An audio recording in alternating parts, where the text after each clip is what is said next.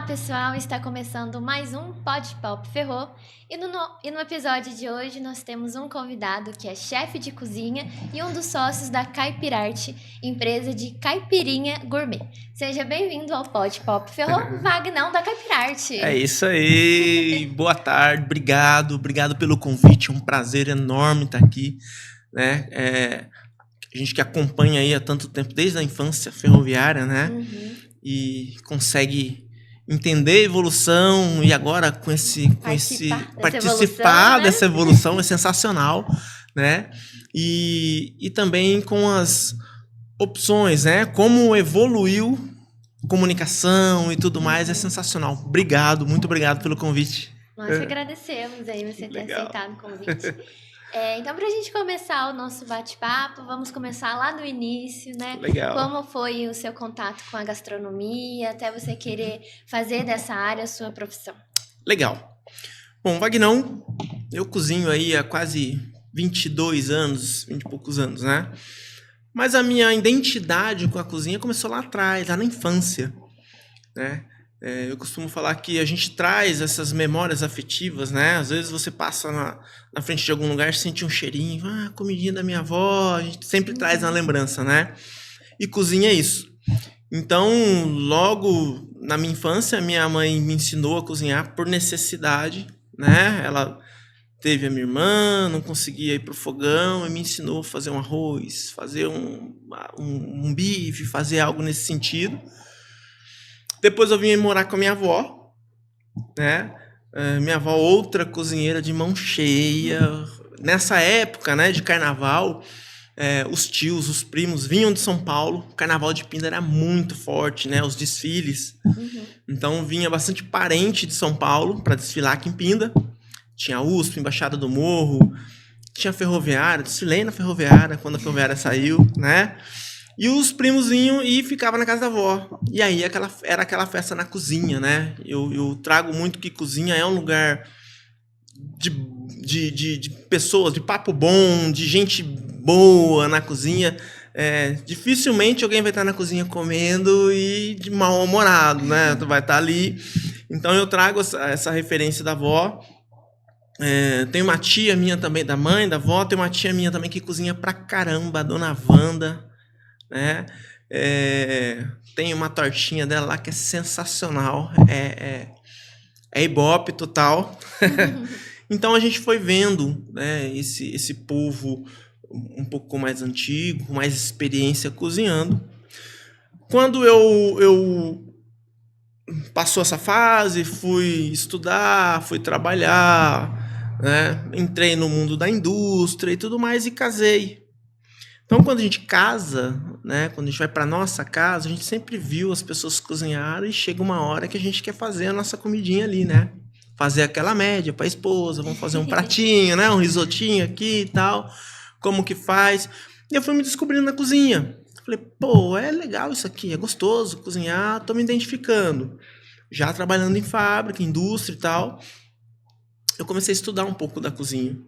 Né? Então fui fazer vários cursos, Senai, Sebrae, Senac, né? Vários cursos livres nessa área, fui me identificando, só que de alguma forma você vai pôr a mão na massa, né? Pô, é legal aprender e tal, mas como que se aplica isso? E aí sempre o cara que cozinha, a pessoa que cozinha, em boa parte dos rolês é chamado para estar lá. Você não vem não, sem segundas intenções, imagina. Mas você sempre vai, né? E como eu tenho ainda essa pegada de ir, de aprender, de fazer e tal, eu sempre me identifiquei com isso. Então, sempre fui de boa vontade, né? Às vezes gera até atrito. Pô, mas você vai no churrasco, você fica lá na churrasqueira fazendo as coisas, você não fica aqui com nós, com a família e tal, não conversa. Mas é uma identidade, né? Faz parte do perfil ali, é algo que eu me identifico de verdade. Uma terapia para mim. E aí eu fui estudar cozinha, falei, pô, legal, vamos aplicar isso. Fui no churrasquinho, fui começando a fazer alguns eventos particulares, começou a pintar eventos corporativos, e na fábrica, e começou a pintar mais eventos corporativos nessa fase. E chegou uma hora que eu não aguentava mais, eu estava na fábrica e fazia o buffet, fazia as duas coisas, né? Eu lembro que eu tive uma conversa com o homem lá em cima e falei assim, poxa vida, eu tô cansado, eu tô exausto, né? Tá tudo bem se de repente eu abrir mão de um sonho que é de viver de cozinha, de culinária, para continuar na indústria, né? É um outro campo bem legal, ali construir muitos amigos, né? De verdade. Tá tudo bem se eu não conseguir. Eu abro mão, se necessário for, mas eu preciso de uma resposta. Um sinal. Eu preciso de um sinal. Exatamente nesse dia, eu fui numa livraria que tinha aqui e entrou um cara, o dono da livraria era meu amigo, e entrou um cara coçando a cabeça, falando que ia ter que vender o restaurante, isso, aquilo, lá. E eu falei, nossa, esse sinal vem muito rápido, né? No mesmo dia. E o cara da livraria falou assim, pô, e aí? Eu falei, e aí o quê? Não, cara, você vai ficar na fábrica lá, até quando? Aí eu fui refletindo, tive uma conversa com a família. São desafios, né? Porque a gente fala de cozinhar é uma coisa, né? E empreender é outra. Então, é um certo cuidado que eu falo para quem empreende, né? Quem entra no mercado. Às vezes a pessoa é muito boa no que ela faz, né? E no início da caminhada ela não tem braço para fazer a outra gestão de pessoas, administrativa e tudo mais. Não é só o cozinhar. Não né? é. E isso Tem acaba influenciando outras coisas. diretamente no que ela faz de melhor, né? É assim com um eletricista, é assim com um mecânico, é assim com qualquer um farmacêutico, é assim com qualquer profissão que queira empreender, abrir o seu negócio, né? É muito importante ele ter o conhecimento da sua área, muito importante, né, que ele está se propondo a fazer, mas é tão quanto importante ele entender do que envolve aquilo ao redor, né? E aí eu conversei com a família e tudo mais e fui cozinhar, né? Fui para a cozinha, abri o restaurante, fiz um acordo na indústria que eu trabalhava, na fábrica e tal, e abri o restaurante. Ali no restaurante abri, foi muito massa, muito legal essa fase, né? De quantas pessoas começavam a chegar e falar, pô, Wagner, não. Então, eu não tinha noção. Qual era a sua especialidade nesse restaurante? Eu trabalhava muito com comida contemporânea e culinária básica. Então, eu trouxe para o restaurante pratos sofisticados. Eu customizava esses pratos, né? Para conseguir acessar, ou as pessoas acessarem alguns tipos de prato que não tinha na região, né? Então, ali no restaurante, eu lancei a quinta massa. Sempre a gente trabalhava com tipos de molhos diferentes, molho fresco, né? A gente produzia o molho, às vezes produzia as massas, né? E tudo isso com acesso para o povo do dia a dia, que come ali o seu prato feito, o seu marmitex e tal. É um povo que tem uma rotina de trabalho e às vezes não consegue ter esse acesso, né? Por conta dessa correria. Então a gente customizava alguns pratos, tipo um bife bourguignon, um filé cordon bleu, que é um prato da escola técnica francesa. Então eu trazia isso para ali, né? Uma carne ao barreado, que é típica de Curitiba, do Paraná. Então trazia esses pratos regionais, trazia para o restaurante e vendia num valor acessível para ter esse conhecimento. Então isso na época fez muito sucesso, porque você olha aquele prato empratado na revista e fala, puxa vida, isso é coisa de rico, nunca vou conseguir comer um desse, eu tenho que juntar 3 meses para conseguir ir num restaurante chique para poder, né, ter essa experiência. E a gente proporcionava isso. Além da comida contemporânea, né, eu abri o restaurante, de 5 meses veio a pandemia. E eu tinha um café, que era muito legal, né? E aí nasceu a Caipirarte, o início, né? Eu tinha um café, o café era bem legal. Só que quando veio a pandemia, flexibilizou o horário, o pessoal entra depois do almoço e tal, e toda aquela história, o meu café foi lá embaixo.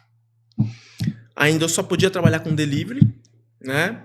E eu comecei a fazer torresmo e caipirinha no delivery. né? Fui numa empresa que ainda estava funcionando, comprei uns potes de vidro com tampa, rosca e tudo mais, e comecei a produzir caipirinha. E deu muito legal ao ponto de equilibrar ou equalizar o faturamento do restaurante que estava caindo no delivery, que tinha perdido o faturamento do café da manhã. Então meio que equalizou. Nesse mesmo lugar você vendia o café e o almoço. Era um café e restaurante, né? E aí eu perdi o café. E aí agora, né? E eu lembro que aí eu comecei a trabalhar sozinho. Teve na primeira semana, os primeiros meses, assim, uma venda absurda, né? Um estouro. E em pouco tempo o restaurante, né? As pessoas não sabiam o nome, mas sabia que era o restaurante das caipirinhas. Porque a gente diversificava bastante sabores, né? Já tinha um pé ali no gourmet. Ali. Já tinha o pé no gourmet, né? E tinha o pessoal que comprava caipirinha porque era um sabor diferente, era muito legal. Tinha as tiazinhas que comprava caipirinha porque elas colecionavam os potinhos para pôr tempero, botão, linha, né? E tinha o público que ia no restaurante para ver o que estava acontecendo. Pô, que história é essa de caipirinha e tal? Então ali a gente foi meio que um laboratório. Eu fui, de fato, estudar a caipirinha nessa época, né? Origem, inserção cultural, inserção econômica, o porquê que existe o nome da caipirinha, né? O nome da caipirinha são três latentes aí, né? E dois historiadores contam a mesma, que vem de Tarsila do Amaral, né? São historiadores no mundo dos destilados, né? E um deles é Câmara Cascudo, que conta que na Semana da Arte Moderna, né, Tarsila do Amaral era uma artista renomada no Brasil, foi para a Europa, morou na Europa. Nesse período ela levou o nosso jeito de fazer feijão preto, né, que já existia, mas a nossa feijoada, levou o tropeiro. Ela era de Capivari, São Paulo. Do jeitinho brasileiro. Do jeitinho brasileiro, né? E levou a cachaça com limão. Até então não existia um nome. Em São Paulo já tinha algo parecido, que era batidinha de limão, algo assim, mas fazia tipo um licor, deixava na geladeira, mas não tinha um nome próprio. Era uma batidinha de limão. Tarsila do Amaral foi para a Europa, levou a nossa comida, levou essa bebida, e o povo começou a gostar. Lá ela colocava cachaça, limão e açúcar, né? Quando foi acontecer em 22 a Semana da Arte Moderna, aqui no Brasil, Tarsila do Amaral veio com os europeus, né? Ficaram instalados em alguns hotéis no Rio de Janeiro, e o maître, o dono do hotel, não sabia o que oferecer para essa galera, porque lá fora, na Europa, eram os melhores uísques, os melhores vodkas, os melhores gins, os melhores... O que tem aqui, né? Para oferecer. Vinho lá fora, né? Então ele perguntou para Tarsila do Amaral, falou: não, lá fora o povo pira na cachaça. Pô, vou servir cachaça para esse povo, né? Conta esse livro que Picasso tomou caipirinha, vários artistas, né, renomados tomaram a caipirinha, mas até então cachaça com limão e açúcar, né? Quando acabou a Semana da Arte Moderna, os europeus, as pessoas que estavam envolvidas na Semana da Arte Moderna, queriam tomar a bebida da caipira, porque Tarsila do Amaral se intitulava caipira, né? E tanto é que ela tem um quadro, é o quadro mais caro do Brasil, de 54 milhões de reais, que chama A Caipirinha, que é uma alusão, né, dela ali brincando com a boneca e tal. Então os europeus queriam tomar a bebida da caipira. Oh, aquela bebida da caipira, daquela caipirinha. Então, essa é a história que a caipirarte adota, né? Porque isso é história, né? É escrito, é contextualizado, esse fato. Mas existem mais 3 ou 4 vertentes aí do nome caipirinha, né? Que é por conta do interior, de Piracicaba, de Santos, São Vicente, cada um puxa uma sardinha ali, né, do nome. E aí nessa fase, então, eu comecei a fazer todo esse estudo sobre a caipirinha, né?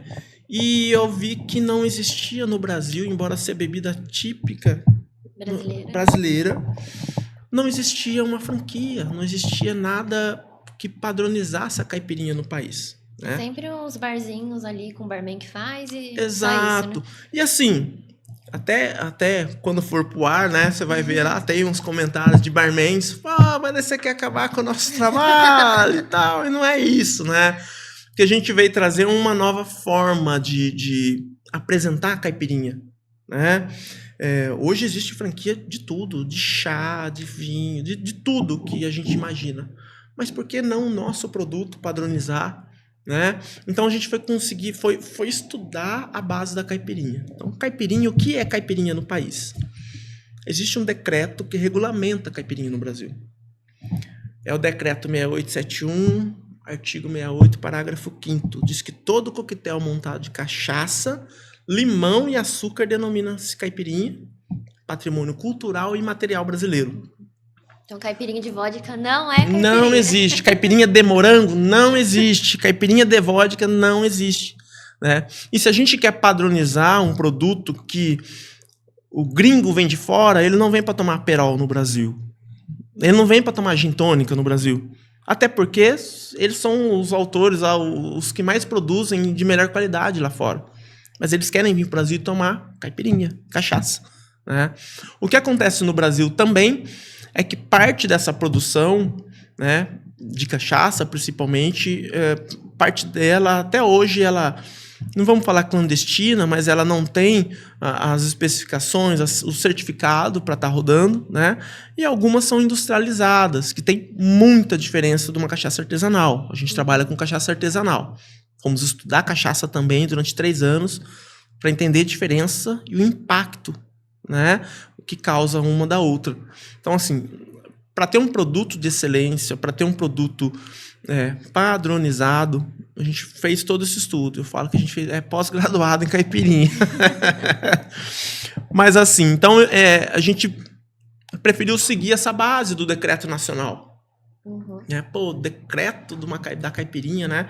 Nesse decreto ele fala de graduação alcoólica, parâmetro de temperatura que deve ser servido ou consumido, né?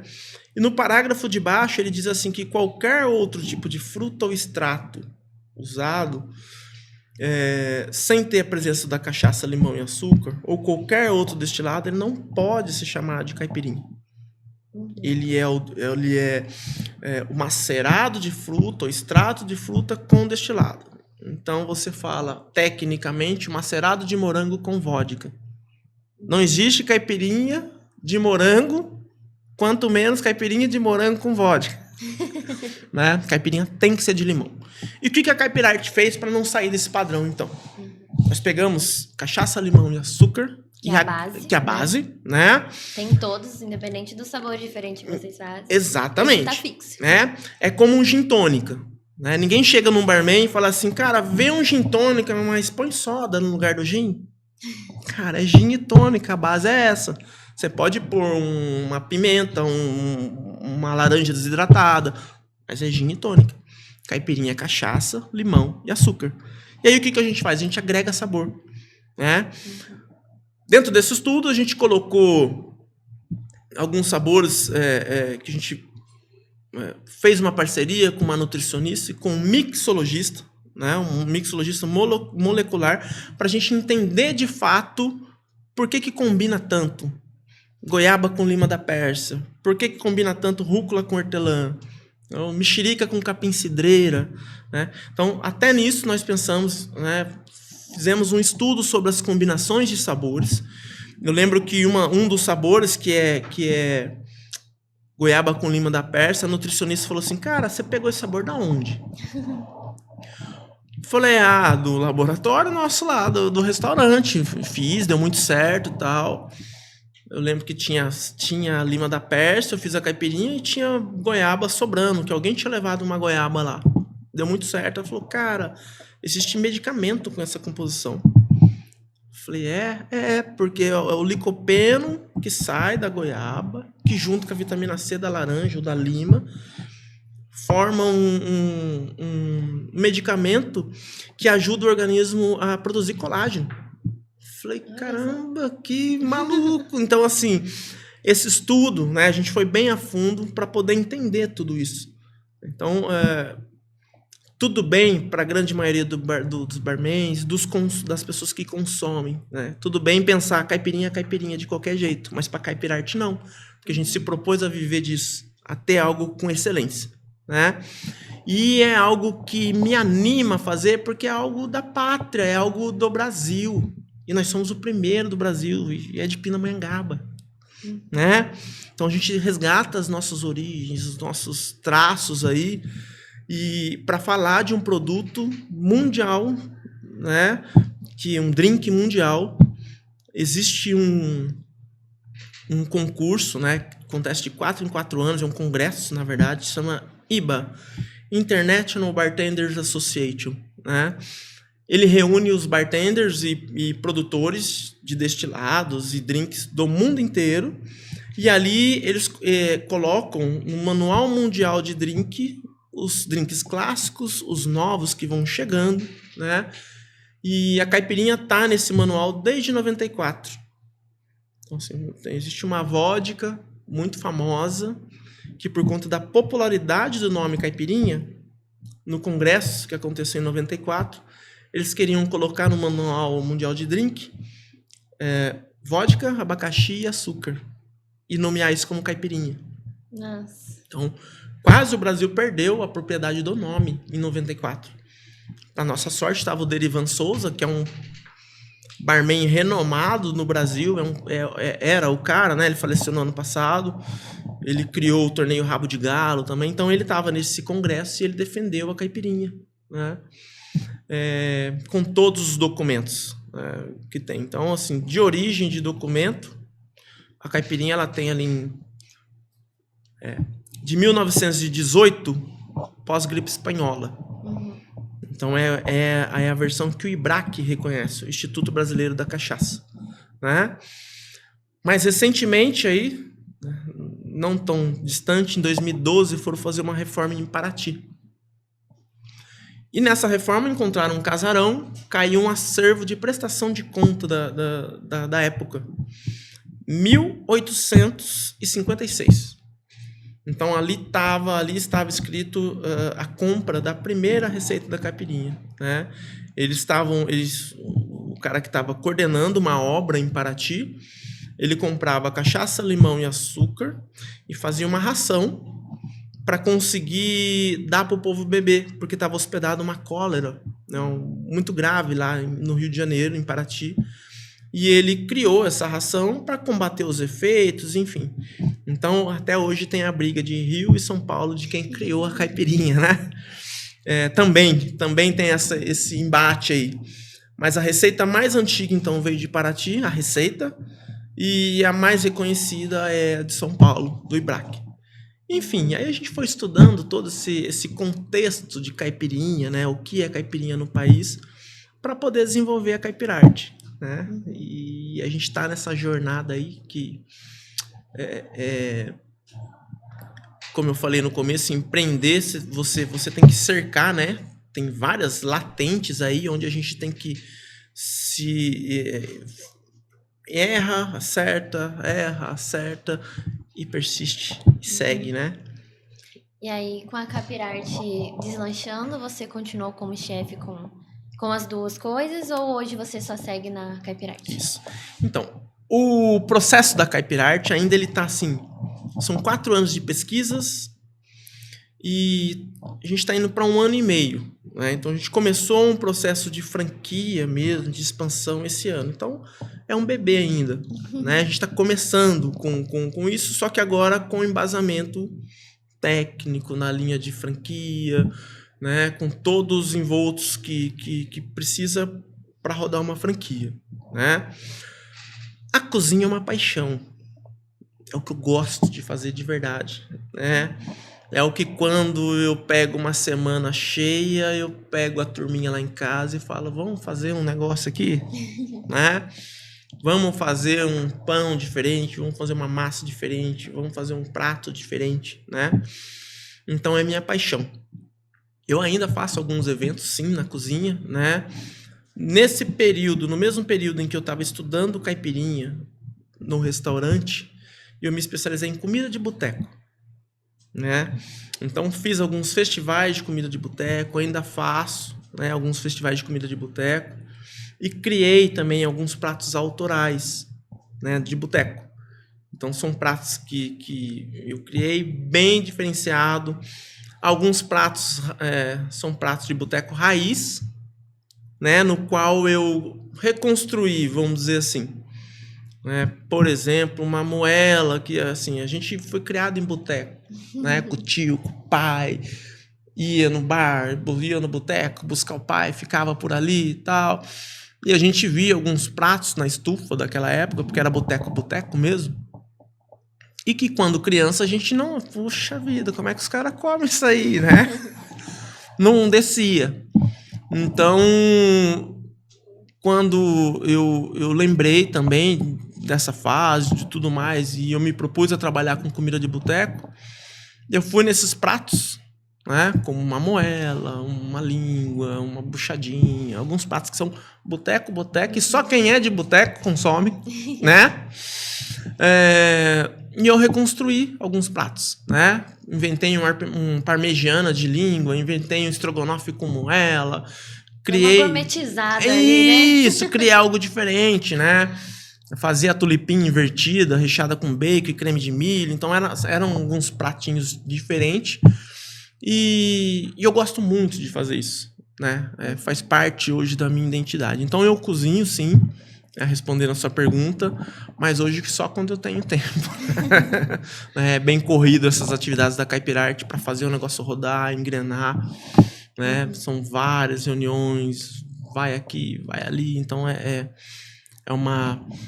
um caminho das pedras que a gente percorre para, né, lá na frente a gente conseguir ter esse sucesso, conseguir ter levar o nome da caipirinha para todo o Brasil do jeito certo, representar o Brasil, né, do jeito certo. Como eu falei, o gringo vem de fora, ele não vem para tomar vinho tinto.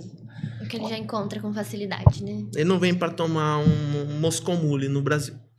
Ele quer tomar cachaça e caipirinha, né? E o Brasil não tem tanta essa inserção cultural, sabe? Se você for para Portugal, o que os caras tomam lá é vinho. E aí de você querer questionar os portugueses do vinho deles. Eles têm uma essência de pátria, assim como os Estados Unidos com burger, né? Falta um pouquinho. E as carnes assadas, né? Eles fazem questão de pôr a bandeirinha lá, o hambúrguer nosso, a carne, o pit smoke, isso foi a gente que inventou, né? Isso é muito, muito, muito forte também na Europa, na Itália. Vai quebrar um espaguete no meio lá para pôr para cozinhar, para ver o rolo que arruma, né? Então o Brasil ele não Vai tem. botar um ketchup na pizza. Vai pôr um ketchup na pizza, meu Deus do céu, né? Então eles têm essa cultura. Outro dia eu estava falando com um amigo que é chefe também, né? E faz comida japonesa. Falou, Vagnão, cream cheese no sushi, cara, esquece. Não existe isso aqui lá não, né? Então assim, o Brasil mistura tudo e acaba esquecendo da sua essência. E aí fica naquele relativismo de que tudo de qualquer jeito tá certo. E não. A gente tem que dar valor à nossa cultura, na nossa origem, o porquê disso acontecer, né? Tem essa inserção cultural. E a Caipirarte vem meio que representar isso, né? De toda essa história de caipirinha, de cachaça também, né? A primeira revolta, a primeira manifestação do Brasil foi a revolta da cachaça, né? Em 1560, porque Portugal não queria que produzisse mais cachaça no Brasil, porque estava atrapalhando o comércio de vinho e de bagaceira. Eles têm uma bebida ali na Península Ibérica e em algumas regiões de Espanha e tudo mais que chama cachaça ou bagaceira ou aguardente da uva, que é o que sobra do vinho. Eles fazem um processo de destilar, né, e tiram uma aguardente dali, né, e estava atrapalhando o comércio. Então barrou a venda de cachaça no Brasil. O Brasil começou a produzir clandestinamente muita cachaça, né? Cachaça virou moeda de câmbio, né? Então, um negro valia de 7 a 54 litros de cachaça no Brasil colonial. Né? Viajava, pegava, escravizava um negro, trazia de lá para cá e trocava com 7 litros de cachaça. É inserção cultural. Né? Não estamos falando de vitimismo, de história, coitado, não é nada disso, mas é inserção cultural brasileira. Sim. Né? Quando a gente fala em inserção cultural, é por conta do que os outros países traz, né? Vai falar para um alemãozinho de 8 anos lá como é que é produzida a cerveja. Ele vai falar, meu bisavô fazia, que fermenta assim. Ele tem essa cultura, ele nasce já com essa inserção, né? Para o Brasil, durante um bom tempo, e ainda hoje, né? Cachaça é de pingaiada, é algo do cara que tá ali. E tudo bem, como qualquer outro tipo de bebida, mas faz parte da inserção cultural, tem os benefícios também, né? Tem um impacto muito grande na economia, principalmente na exportação da cachaça, e não é parado para pensar nisso, né? Não tem o Brasil não tem muito esse apego cultural. Você acha que a partir do momento que o brasileiro ele começar a valorizar a caipirinha, essa bebida ela tem muita chance de ser uma das mais famosas, assim, como uma pina colada, um mojito, algum desses drinks que são bem famosos? Sim. Na verdade, assim, é que a gente aqui no Brasil não entende, não consegue ter essa percepção de que a caipirinha já é famosa lá fora, né? A caipirinha é o terceiro drink mais vendido no mundo. Por quase 8 anos ela teve esse ranking aí, né? Mas eu volto a falar, é porque a gente aqui não tem muito essa sensibilidade. Relativa muito. Fora muito. valorizam mais do que a gente. Exato, é de qualquer jeito, né? Então, quando fala em cultura, quando fala em trazer algo de fora, né? A gente às vezes valoriza um pouco mais. E não é assim lá fora. Lá fora é o que a gente faz primeiro, depois a gente traz o que vem de fora, né? Tem que dar mais valor do que a gente tem dentro de casa, né? E depois tá tudo bem, nada contra, né? A gente não pode falar que só a caipirinha, não, nada contra todos os outros drinks, né? Mas é uma coisa nossa. Primeiro esse, depois em todo o resto, né? Então a gente tem que saber o valor que tem. A gente tem uma unidade em Paraty, que roda em Paraty, da Caipirarte. Paraty é uma cidade de turismo estrangeiro enorme. Você anda ali em Paraty de segunda a quarta-feira, parece que você está em outro país. Você vai falar português com a galera que está nas lojas só, ou trabalhando ali, né? É muito gringo. E o volume de venda, né, lá tem um drink chamado Jorge Amado também, típico de Paraty. Mas o volume de venda de caipirinha é gigantesco. É mais do que vinho, é mais do que... Porque o gringo vem de fora, né? O estrangeiro vem de fora, ele vem para explorar ou ter uma experiência, seja ela cultural ou gastronômica, com o que a gente tem. Né? Não adianta o cara vir de fora e eu querer empurrar um Aperol, Spritz no cara. Não é isso que ele veio experimentar. Né? Então tá tudo bem a gente ter essa proposta de ter variedades, né, de drinks. Acontece no mundo inteiro. Mas ter esse valor no produto que a gente criou. Né? A caipirinha, como a cachaça, eles são produtos, são patrimônio, né, brasileiro. Cachaça, ela só pode ser cachaça se for produzida no Brasil. Assim como a champanhe na França, croissant, né? E tem até uma história sobre isso, que o Brasil só colocou a cachaça, né? Colocou a denominação de origem, foi buscar essas informações depois que a França veio para o Brasil e falou assim, não, vocês não produzem champanhe, vocês fazem aqui espumante. E o Brasil falou, não, a gente também faz champanhe. Falou, então a gente também vai começar a produzir cachaça lá. Aí abriu o olho do Brasil e falou, opa, peraí, mas a cachaça é nossa de fato. Né? O espumante, a champanhe nasceu lá. Eu acho que eles estão certos. Só aí foi reconhecida a cachaça, foi criado um decreto também para falar do que é cachaça, foi criado leis para poder defender a cachaça, né? Então hoje a cachaça só é cachaça se for produzida no Brasil. Em qualquer outro lugar do mundo, ou é mosto fermentado de cana, ou é a aguardente de cana, né? A aguardente, ela pode ser... Existem vários destilados que levam o nome de aguardente, né? E aí tem toda aquela parte de cultura brasileira também, da pinga, né? E da aguardente, que caía nas costas dos escravos. Tal. Então isso é fato, né? Então a gente não veio falar nada que o brasileiro já não saiba, mas às vezes só não tem uma visão diferenciada do que ele tem de bom, né? Se você for nos Estados Unidos, por exemplo, uma cachaça popular que a gente bebe aqui, ela tá na prateleira dos melhores whiskies lá de fora. É caro para entrar uma cachaça lá fora, né? E eles dão valor nisso. E a gente não tem. Talvez porque tem em grande quantidade. Eu já pensei sobre isso. E, mas será que é porque é muito fácil aqui? Mas não é cultura. Porque o vinho também é fácil em Portugal. E eles não relativam. Né? Exato. Entendeu? E eles não relativizam isso lá. O nosso vinho é o nosso vinho. Não é porque, né, é barato e tal, mas é uma bebida típica lá. Se para 4 horas da tarde para beber vinho todo dia. Né? Você comentou de Paraty, que tem uma caipirarte lá, mas vocês mexem mais com aquelas estações itinerantes nos eventos, né? E tem alguma unidade física também? Então, essa estação, ela tem, assim, essa flexibilidade, né, de poder estar num ponto fixo e, da mesma forma, conseguir fazer eventos com ela, né? Então, em Paraty, a gente tem lá em Paraty, na Praia de São Gonçalo, uma unidade que é fixa, fica lá, né? Quando tem alguns eventos na cidade, a gente desce com outra no centro histórico, ali naquela região que tem um movimento ali, né?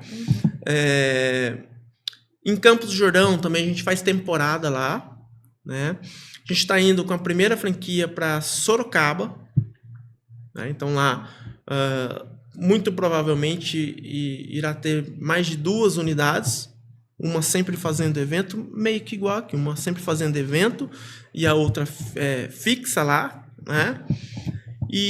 Mas em Pinda a gente tá bastante aqui, né? Em várias oportunidades a gente tá na Ferrô, né? Parceria com a Ferrô, o Julião aí, cara, sensacional, né? Parceiro. Então a gente traz para cá e também alguns eventos municipais, alguns eventos da cidade, né? Alguns eventos abertos. A gente traz a caipirarte, leva a caipirarte, assim, com uma forma de como eu falei, de mostrar a origem, né? É um produto de pinda. Hoje a gente já está tendo demanda para Poços de Calda, Tiradentes, Campinas, São Paulo mesmo, né? Em abril agora a gente faz uma ativação lá no Mercadão ali, algo nesse sentido. Tá expandindo. Tá expandindo, né? Tá levando a caipirarte. Então todo esse processo, né, que custou tempo, a gente está fazendo essa expansão. Então fixo Paraty. Né? Mas na região aqui a gente está em bastante evento aí, legal, aberto, que o povo pode ir e conhecer os nossos sabores, né? O cara tá falando que tem caipirinha com rúcula, cara. Quem põe rúcula numa caipirinha? Mais ou menos assim você tem? Olha, a gente tem... que eu criei são quase 28 sabores. Bastante. Tá? Mas na carta existem 40 sabores de caipirinha. Então, o que a gente faz época da fruta, tem frutas que são sazonais, né? Então, a gente trabalha com ela na época. Tem algumas combinações que a gente coloca em datas específicas, como caipirinha promocional, Dia dos Pais, Dia das Mães. No Halloween teve uma roxa aqui, não teve? Teve uma caipirinha de pitaia com siciliano, eu acho, né? Então, assim, a gente vai desenvolvendo algumas caipirinhas diferenciadas, né? Agregando sempre sabor, sempre mantendo a base da caipirinha e levando o nome da caipirarte, né? Que é fruto de pinda, que é um produto, como eu falei, mundialmente conhecido, né? Então a gente quer se tornar uma referência. O gringo vem de fora, ele vai vir de fora, ele vai ter que tomar uma caipirarte primeiro para ter um parâmetro de caipirinha e depois ele vai tomar aí as caipirinhas por aí, né? só quero fazer uma colocação aqui, que a gente não tá... A gente se posicionou como a primeira rede de caipirinha gourmet por conta de todo o processo. Isso é um processo, né? Ah, mas o sabor e tal... eu quero deixar bem claro que existem sabores, existem bares, né, em Pinda, mais São Paulo, na região, que fazem caipirinhas fantásticas. Né? A gente fez uma pesquisa de campo em São Paulo, ficamos 2 semanas lá, fez uma pesquisa, mandamos e-mail para algumas revistas, né, que tinham coluna de gastronomia, solicitando 15 bares referência de caipirinha em São Paulo. Né? E fiz meio que a mesma coisa de ranking no Rio de Janeiro também. Né? E por quê? Eu precisava entender se existia um padrão. Uhum. Essa é a diferença da caipirarte para os bares. Trocou o barman, trocou a caipirinha. Trocou o bar, mesmo que é o mesmo sabor, trocou a caipirinha.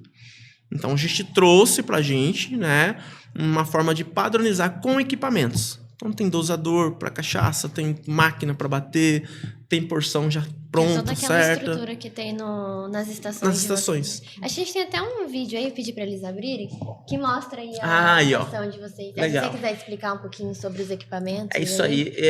Esse equipamento aí é um equipamento para macerar, né, as caipirinhas aí, então ele fica macera já com um pouco de gelo, né? A gente está já desenvolvendo, a gente tem aqui também agregado uma equipe do Senai aqui em Pinda que está ajudando a gente no desenvolvimento dos equipamentos, né? Tá fantástico os nossos equipamentos. Aqui os dosadores, esses dosadores o Senai já desenvolveu um outro modelo para a gente, tá muito legal, né?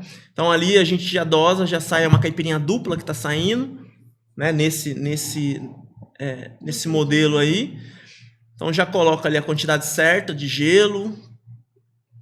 E aí, assim, como eu falei que no decreto nacional existe um parâmetro de graduação alcoólica e de temperatura, a caipirinha sempre tem que bater no tempo igual, a mesma quantidade de gelo, para você conseguir ter de fato esse parâmetro, né?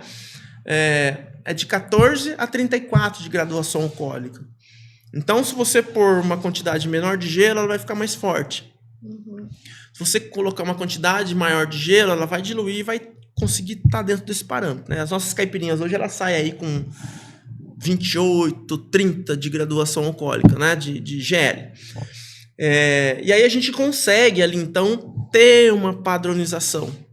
Ah, Vagnão, mas puxa vida, eu fui tomar uma caipirinha sua em tal lugar, tomei outro e eu achei que pode acontecer, né? Ainda estamos em fase de melhorias e processo, mas por tudo que a gente já desenvolveu, a gente está falando aí de 95% da padronização de como produzir a caipirinha, né? Então, nesse rolê de ir para São Paulo, ir nos bares, a gente tomou caipirinhas fantásticas lá, né? Posso citar alguns bares como Pirajá, Veloso, Tatu Bola, são uns bares referência não só de caipirinha, de drink, como de comida também, né? Caipirinhas sensacionais, mas não consegue ter esse padrão, é tudo na mão. Esse tudo padrão que diferencia a caipirinha gourmet da tradicional? Sim, eu diria que é um conjunto, né? É uma cachaça de excelência, porque também não... Qualquer cachaça, a gente, caipirarte, não considera que qualquer cachaça dá para fazer caipirinha, né? Porque existe cachaça que... Ah, mas cachaça vai fazer mal de qualquer jeito. É muito diferente. A agressão de uma cachaça industrializada é muito diferente de uma artesanal, né? Tudo bem que é tudo permitido pela Anvisa, é tudo certinho, mas é colocado um antibiótico numa cachaça industrializada para acelerar o processo. É indústria, né? Precisa de agilidade. A nossa cachaça hoje está com 2 anos de descanso. Então, assim, demora 2 anos para ficar É um parceiro pronto. que fabrica para vocês? A gente trabalha hoje no sistema de white label. A gente tem uma cachaça, uma alambique, né, que produz em Minas. E ele... a gente comprou um lote, né, dessa cachaça e trabalha com ela, né? Existem outras cachaças que dá para fazer cachaça artesanal, caipirinha, né, artesanal ou gourmet? Existem, né? Nesse processo a gente mandou 5 rótulos para um laboratório que existe lá em Campinas, que a especialização deles é destilado. Porque a gente precisava entender do que está falando. Pô, mas está falando que uma é melhor que a outra, por quê? Baseado no quê? A gente mandou para o laboratório para entender de fato a diferença de uma cachaça para outra, né? O povo pensa que cachaça forte é por conta de graduação alcoólica. E não é. A sensação de uma cachaça ser forte é por conta da acidez que ela carrega, né? Quanto mais ácido, mais ela vai queimar. Às vezes a graduação alcoólica nem tanto. Isso está relacionado com o tempo de descanso dela? Exatamente. Tempo de descanso e a madeira que ela foi descansada, né? E Caramba. como foi feito o início do processo. Existe no processo da cachaça existe a garapa ali, né? O caldo de cana, e chama Brix, que é o que controla ali a acidez, fermentação, como é que tá aquilo ali, né? Então existe um parâmetro certo. Quando você você alambica a cachaça sem ter esse conhecimento ou sem ter um conhecimento técnico, químico do que está acontecendo ali, que é o que acontece com algumas alambiques clandestinas. Ah, meu avô que fazia. E às vezes a cachaça é sensacional, de verdade, é muito boa, mas não tem esse embasamento químico e técnico, né? Fez porque o avô fazia, acostumou, mas não sabe nem o que está acontecendo ali, a reação. Só decorou ali a receita e vai, né? Então, da mesma forma que essa mesma pessoa, esse mesmo alambique faz achando que está boa, mas não é aquilo ali, uma cachaça. Né? Tá fora de acidez, tá fora... E aí, a cachaça, o que acontece? Uma cachaça artesanal, você não consegue corrigir ela depois de alambicar. Você só corrige antes de alambicar, adicionando água, ou trocando fermento. Depois que alambicou, a única forma de você amenizar a acidez, equilibrar ela, é descansando em madeira. Então não existe cachaça que sai ruim e vai para um tonel de inox, por exemplo, que é neutro ali, mas o inox ele não consegue absorver acidez, propriedade. Então a única forma de se corrigir uma cachaça artesanal, depois que ela está alambicada, é dentro de um tonel de madeira. E aí entra a cachaça da Caipirarte, que é um tonel de madeira, uma madeira específica, que ela corrige somente a acidez. Ela não deixa nenhuma identidade, nenhuma característica da madeira, nem de cor, né? E existem cachaça que são descansadas em madeira, que eu falo assim, qualquer cachaça pode fazer caipirinha? Pode. Mas tem umas que são cachaças que você pode, ou deve, vamos dizer assim, ter a experiência somente da cachaça, porque é muito boa. Ela tem muita propriedade da madeira, né? Você pega uma cachaça, uma Premium ou uma Ouro, né? De carvalho ou de blend de madeiras. É igual vinho, é igual cerveja para quem gosta. Você consegue sentir nota de fruta, você consegue ter uma identidade daquilo ali. Então, para quem é cachaceiro, né? E aí tem uma diferença, o cachaceiro do Pingaiada, né? Eu sempre costumo fazer essa colocação, porque o Pingaiada, ele não quer saber de qualidade, ele quer tomar e ficar louco. E ficar louco, né? O cachaceiro é aquele cara que vai entender, vai ativar a papila gustativa na hora de tomar, vai entender de retrogosto, vai ter uma experiência com aquela cachaça, né? Então é diferente. O que a Caipirarte vende como caipirinha gourmet é uma experiência, né? É a pessoa vir entender, sentir a cachaça, sentir que tem limão, sentir que tem tudo, sentir que tem nota de fruta e tudo tá harmonizado ali. Então isso faz da gente um produto premium, um produto gourmet, né? No qual eu falo muito do gourmet. É modinha, tudo é gourmet, né? Mas às vezes as pessoas até se confundem em entender o que é gourmet e o que é artesanal, né? Um artesanal, na maioria das vezes, sempre vai ser gourmet, porque é específico, a pessoa está criando o formato, o modelo, ela está fazendo ali. é artesanal, é feito manual, é feito em casa, é feito, né, de poucas quantidades. O gourmet, ele pode ter ingredientes industrializados, mas ele vai estar personalizado de acordo com o que o chefe, com o que aquele restaurante quer apresentar. Uhum. Então ele vai servir um risoto, né? Não se fala risoto gourmet, mas ele vai servir um prato gourmet. É o prato que muitas vezes tem ingredientes selecionados e outros industrializados, mas o chefe está desenvolvendo. É autoral, é algo próprio, é algo que ele vai pegar a pincinha ali, pôr uma florzinha, vai pingar uma gotinha Não ali. vai encontrar igual em outro lugar, né? Entendeu? Então, quando a gente fala em gourmetizar, é isso. Né? A gente vê aí a febre de lanche gourmet, né? Uhum. Mas, na maioria das vezes, ou em alguns lugares que tem essa proposta, é o mesmo lanche. Compra carne no mesmo lugar, compra o pão no mesmo lugar, e não faz nada para tirar do conceito do que a maioria faz. Então, isso não é gourmet. Uhum. Gourmet é algo específico, algo que eu faço e eu entrego do meu jeito, e eu gourmetizei dessa forma.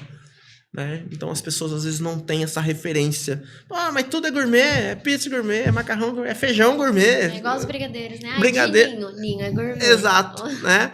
Então, pô, mas qual que é a sua identidade dentro disso aqui? É seu, é específico, é pontual? É. Então é gourmet.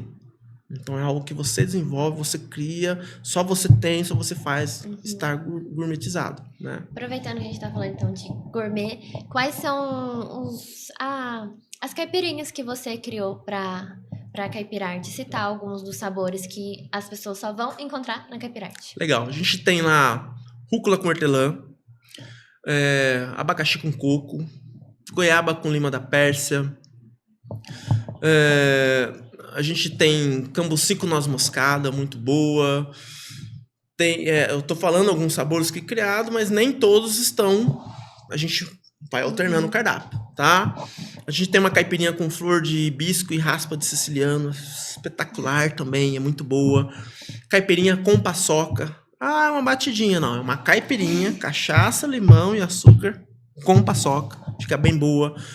Caipirinha com café, né? Embora eu já ter visto em alguns lugares, mas do jeito que a gente faz ali é diferente, né? Vamos lá, caipirinha também com pitá e framboesa, manga com maracujá. Então são algumas combinações que deram muito certo e a gente coloca no cardápio, né? E tem as tradicionais que a gente já encontra por aí, tipo... Limão mesmo. É só limão. 3 limões com rapadura, é uma caipirinha que a gente trouxe para Caipirarte, mas a primeira pessoa que eu vi falando dessa caipirinha foi o Mocotó, Rodrigo Mocotó, né, que tem o restaurante, o Macaxeira. Não, ele tem o restaurante Mocotó, mas existe também no Macaxeira, que é 3 limões com rapadura, né, uma típica lá desses restaurantes nordestinos, da Essência e tal, que põe a rapadura. Uva com manjericão, eu tomei lá no Veloso. Caju com rapadura, também no Pirajá. Então, assim, a gente trouxe alguns sabores que a gente pesquisa, deu muito certo. A gente trouxe, né, colocou dentro da Caipirarte também. O Jorge Amado, que é um tipo de caipirinha, né, só que você usa a cachaça Gabriela. Então, compõe cachaça, limão e açúcar, compõe e maracujá, né? Então, é caipirinha. Então, a gente trouxe o Jorge Amado também, que é típico lá de Paraty. Então, assim, são sabores bem diferenciados, sabores bem inusitados, né? As pessoas, às vezes, ficam ali e falam, pô, caipirinha com café, meu irmão, não pode dar certo, né? E a primeira reação das pessoas quando elas veem a Caipirarte é de estranhamento, inicialmente, Exato. né? Pô, mas o que é isso com máquina? Que máquina que é essa batendo caipirinha e tal? Depois que tomam uma caipirinha, conseguem identificar. A gente tem uma caipirinha no cardápio, que até pouco tempo a gente não falava o que era. A gente entregava pro cliente a surpresa. Tenta adivinhar aí, né? E hoje a gente tem até algumas pessoas aqui de Pinda, mas também, né, que encontra com a gente, que vai para tomar ela, que é uma caipirinha com pimentão amarelo. Olha que diferente. Como pode dar certo pimentão numa caipirinha, né? Mas dá muito certo, é muito refrescante nessa época de calor e tal. A acidez do pimentão amarelo ela é bem mais equilibrada, não é indigesta, né? Até chega a ser até um pouco adocicado o pimentão. Então, assim, é uma caipirinha que deu certo. E eu costumo falar, se você trabalhou com a base, acho que como toda a vida, né? Se você tem uma base bem feita, você conseguiu entender que cachaça, limão e açúcar, conseguiu entender a quantidade desses ingredientes e padronizou, você tem uma chance aí de colocar quase que tudo que vai dar certo a caipirinha. Essa base é a que faz a diferença na nossa história e no nosso produto. E como que você cria esses sabores?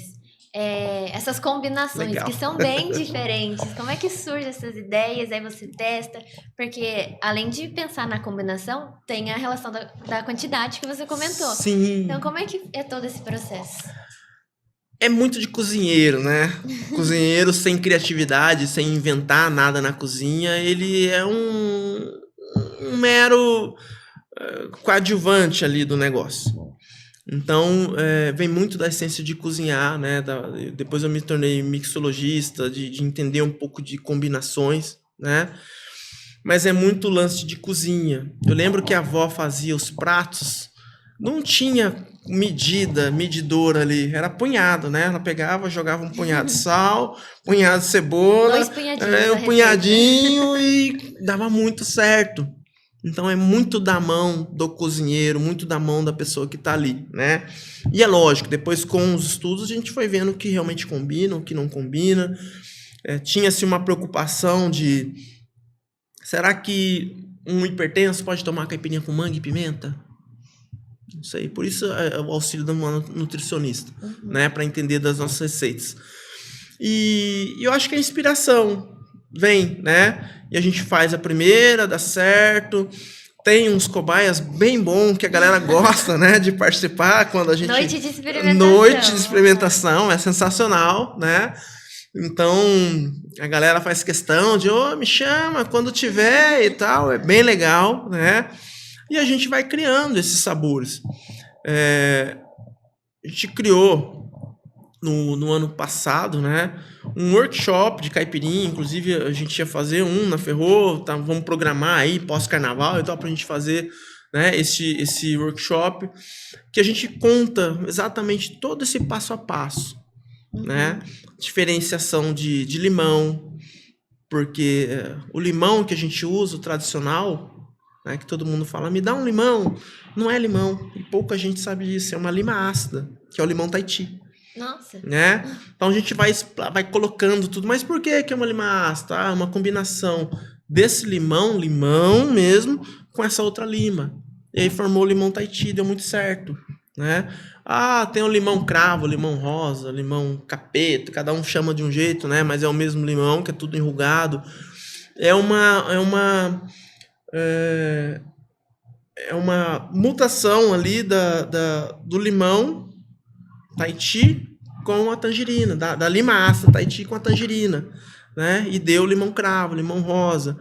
E nem todos os limões que a gente tem é original do Brasil, né? Na verdade, assim, limão que chega no Brasil, eu acho que nem tem limão no Brasil. Todos vieram de fora. É só lima ácida. A gente produz no Brasil agora, mas a origem dele não é do Brasil. E aí a gente explica um pouco no workshop dessa parte, né? Tem toda essa contextualização, né? Exato, do limão. Assim, existe um limão, pouquíssimas pessoas sabem também, é R$1.200 o quilo do limão.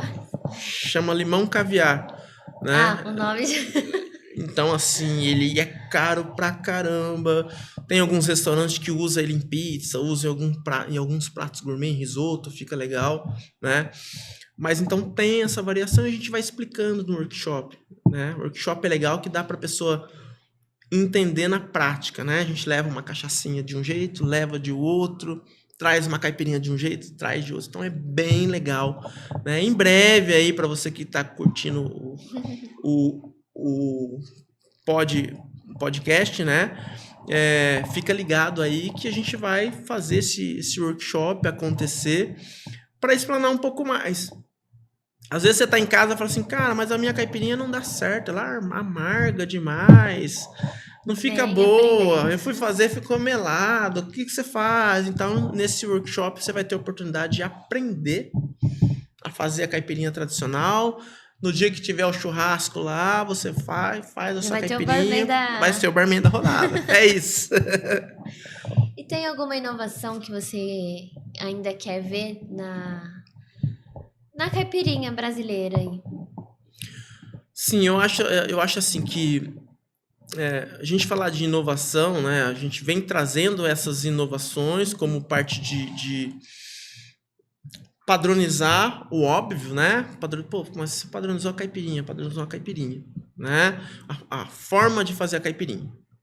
Então, nunca vou desconsiderar e desmerecer os barmans, os bartenders clássicos que montam a caipirinha, né? Tem um conflito aí, mas caipirinha tem que ser montada no copo, caipirinha não pode ser batida. Não existe uma ABNT, uma norma técnica de como se faz a caipirinha. Existe a receita, existe o parâmetro de graduação alcoólica e temperatura. Você tem a liberdade, desde que use cachaça, limão e açúcar, você pode criar ou fazer sua caipirinha do seu gosto.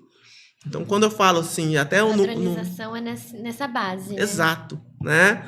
Então, quando eu falo isso de ter uma caipirinha padronizada, muitas pessoas barmans falam, cara, mas a caipirinha, não, tá tudo certo. É cachaça, limão e açúcar, você vai fazer do seu gosto. Mas como é que atende um evento, por exemplo, de 2.000 pessoas e se padroniza isso? Como você consegue soltar? Você precisa de equipamento, precisa evoluir, né?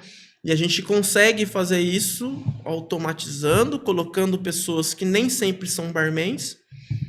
É um treinamento que a gente dá ali no equipamento e a pessoa vai apertar botão.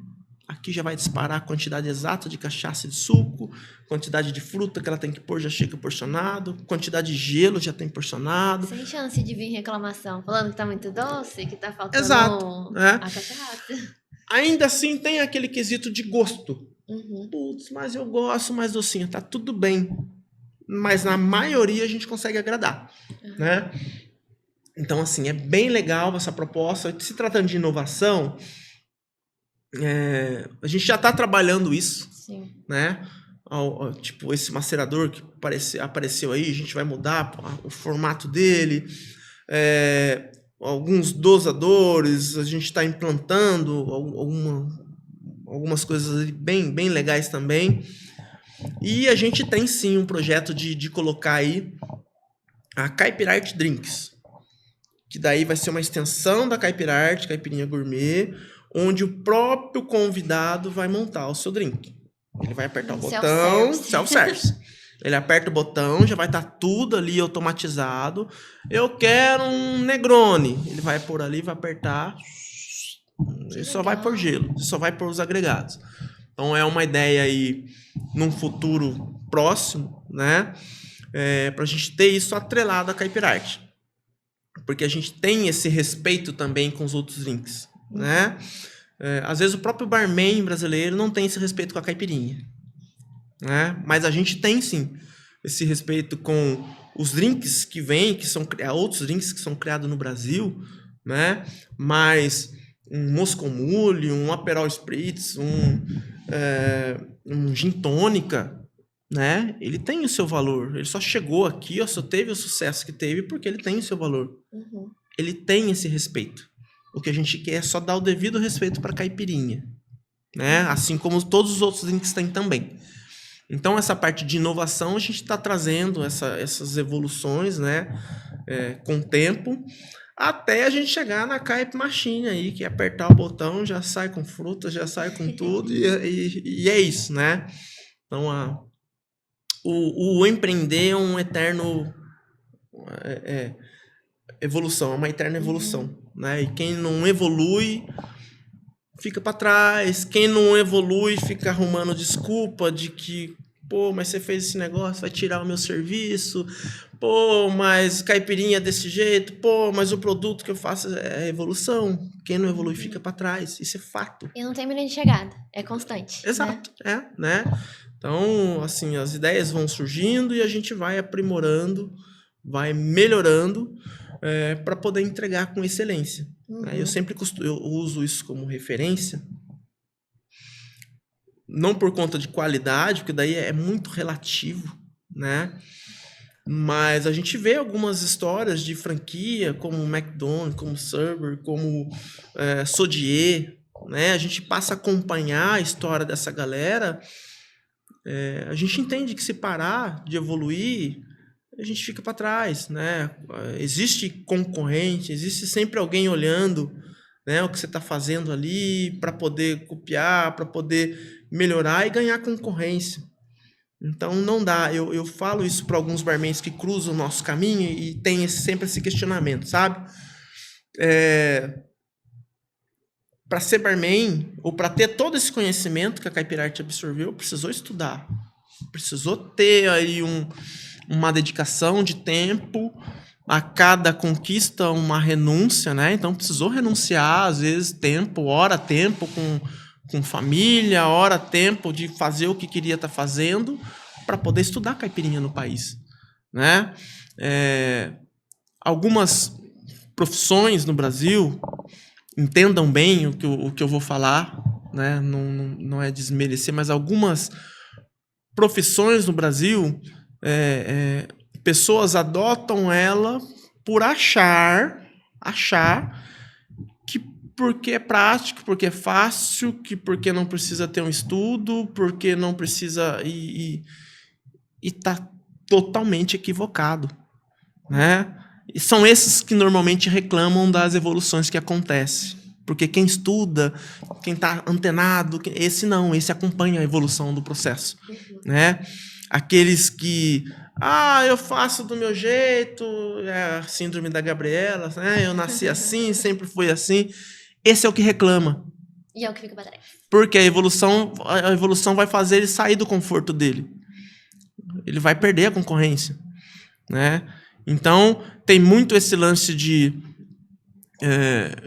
todas as profissões são dignas, né? Eu vejo, às vezes, uns amigos fazerem um comentário, não sei o que, não tem serviço, virou motorista de aplicativo.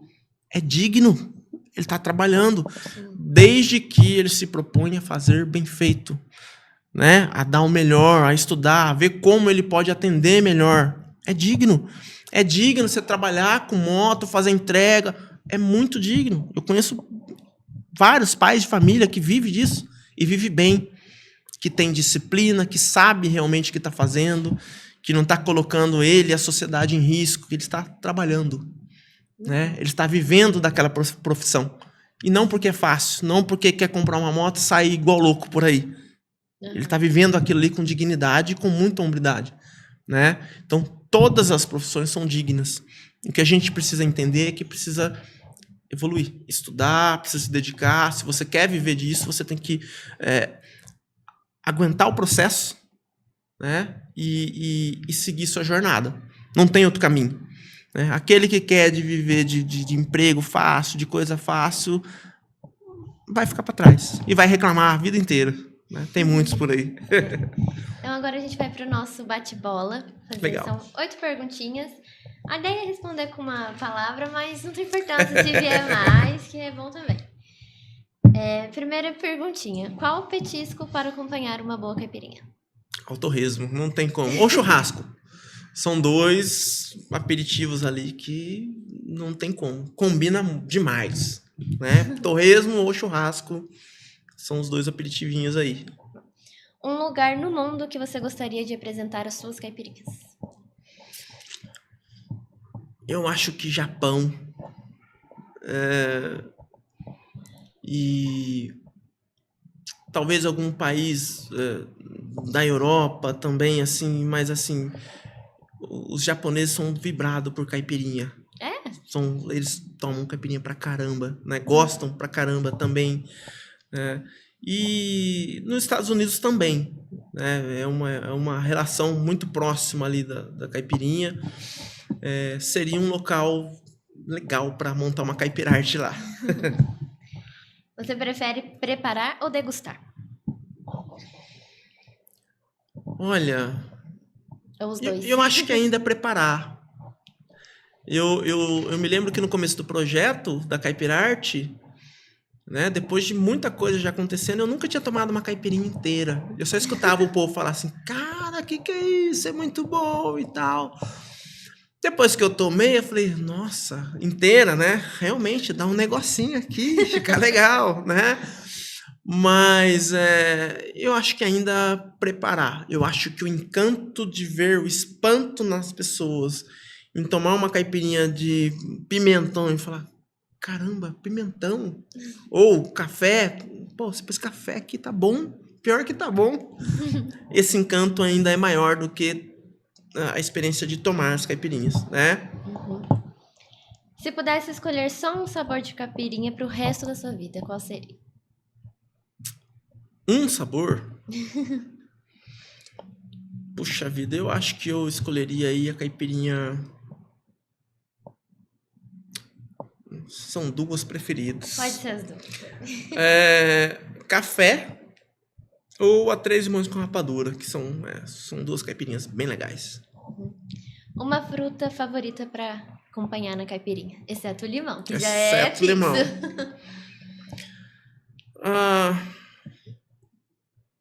Eu acho que morango combina bem e maracujá são as mais populares aí, mais tradicionais. Siriguela também é sensacional. Eu acho que siriguela é bem boa. Se pudesse escolher um famoso para experimentar sua caipirinha, quem seria? Um famoso?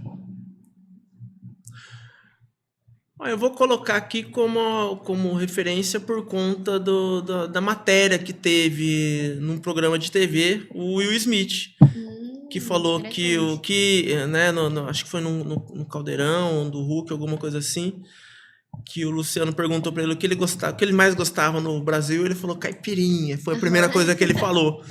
Então, geralmente é brigadeiro, pão de queijo, né? Exato, mas como ele seguiu essa linha, eu levaria a Caipirarte para ele experimentar lá. Recentemente o ex-jogador de futebol, Neto, né? Isso, nós tivemos num evento no domingo em Cotia, né? Que ele estava lá presente, tomou também uma caipirinha, gostou pra caramba também, né? Então, assim, tem algumas pessoas que passam pela Caipirarte, experimentam, assim, falam, caramba, cara, que legal, é seu, como é que funciona e tal. Então, esse impacto, quando as pessoas experimentam, olha todo o contexto da franquia, né? Desde o uniforme, do preparo, a elaboração ali em cima, a parte digital do negócio. E quando a pessoa toma o produto, consome o produto, e fala assim, nossa, isso é muito bom e muito diferenciado, né? Então, esse impacto aí é legal. Assim, me encanta. Causar impacto positivo nas pessoas me encanta. Sabe? Da pessoa estar experimentando. E não tem nada a ver com ego. Foi eu que fiz. Não, mas criar esse impacto, criar isso, eu acho que é legal. Né? Alguma combinação que parecia estranha no início, mas depois de provar, ficou uma delícia? Eu acho que... Vou falar delícia? Não sei, mas a pimentão amarelo é uma. A caipirinha... Ou que você imaginou que o sabor ia ser uma coisa, mas depois ficou outra? Eu acho que a caipirinha com pimentão amarelo, a caipirinha com café, né, que eu já citei ela aqui. Teve uma que eu fiz num evento que eu fui fazer, e depois teve a resenha, depois do evento eu fiz a caipirinha, mesma coisa, dei pro povo tomar, tomou, elogiaram, gostaram, chutaram pepino, chutaram vários tipos, mas era uma caipirinha com jiló. Nossa! E ficou legal também, né? Então, assim, é o que eu falei, tendo a base, eu acho que todas elas, ou a grande, ou as que eu experimentei até agora, foram bem poucas mesmo, que, putz, essa não dá, né? Mas a grande maioria deu, e aí é uma questão de gosto, né? De paladar e tal. E a última, qual que é a sua caipirinha favorita? A minha caipirinha favorita, eu fico com a 3 limões com rapadura ou a café. Acho que essas duas aí são bem boas, bem diferentes. Então agora a gente vai para os nossos joguinhos de encerramento, que é o Pop Games. Nós temos uma roleta aqui na TV com 10 opções de brincadeira. Ela vai girar E a brincadeira que parar, a gente faz aqui. Legal. Vamos lá, pode rodar. Ah, eu ia falar Gui e a Bruna.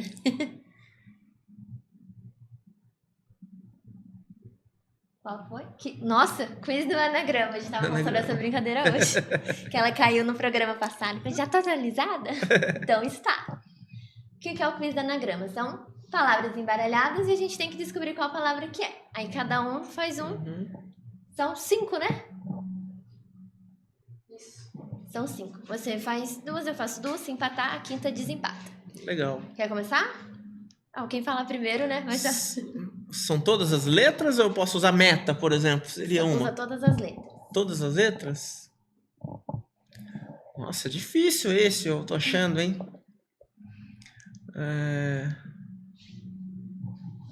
Caramba.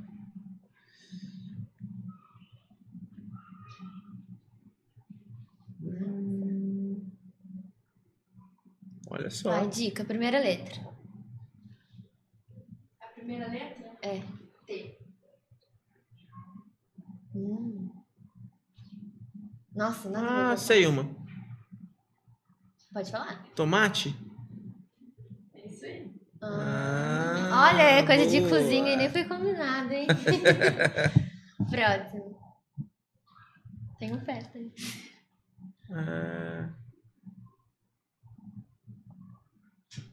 Nossa. Esse festa colocou aí pra enganar, gente. Pegadinha do malandro.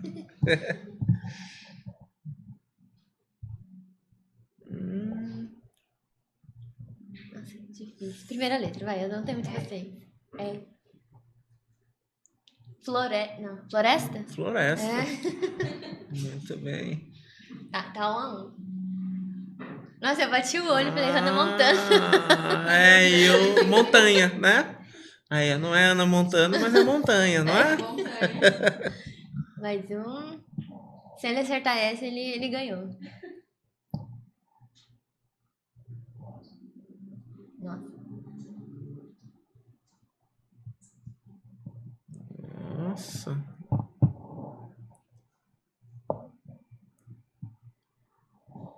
Divertida? Não. Acho que nem tem tudo de letra. Nem tem R. Nossa, não sei. Primeira letra. A.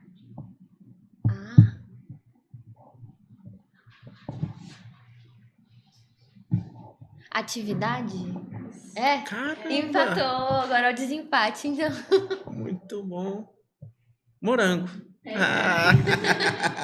Os dois que é de Muito alimentação ele acertou. Tá vendo? Então, esse foi a nossa brincadeirinha. Antes da gente encerrar o programa, quero passar para o pessoal a nossa programação aqui do final de semana.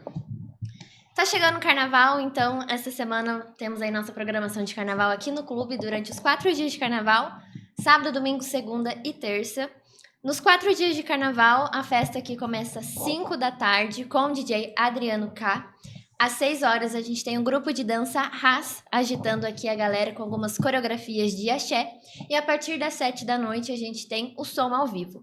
No sábado temos Preta Caldas com bastante samba, pagode e axé. No domingo temos marchinhas com Socó da Madrugada.